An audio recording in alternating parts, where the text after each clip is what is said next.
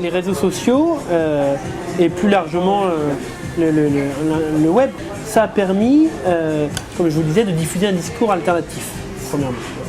C'est-à-dire de dire, voilà, le discours médiatique sur nous ne convient pas, donc on va produire un discours alternatif et lui donner de la visibilité. Ça permet de sensibiliser un public plus large à leur action.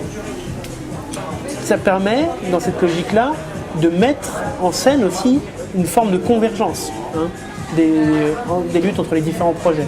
De dire Notre-Dame-des-Landes, Sivens,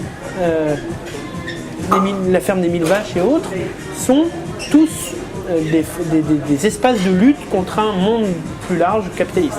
Et donc du coup, on peut mettre en scène sur le web en donnant des liens vers des blogs, en donnant des news de ce qui se passe à Notre-Dame-des-Landes sur des blogs ou des réseaux sociaux, enfin des groupes sociaux liés à Sivens. Voilà, vous pouvez créer du lien comme ça.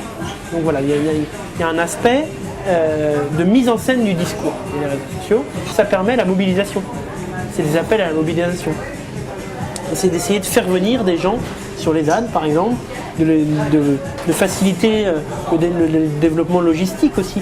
Les inviter à faire l'invitation aux dons, de matériel, de nourriture, ces choses-là. Ça marche plutôt bien, a priori. On a du mal à vérifier exactement ce qu'il en est réellement, mais ça a l'air de marcher, en tout cas.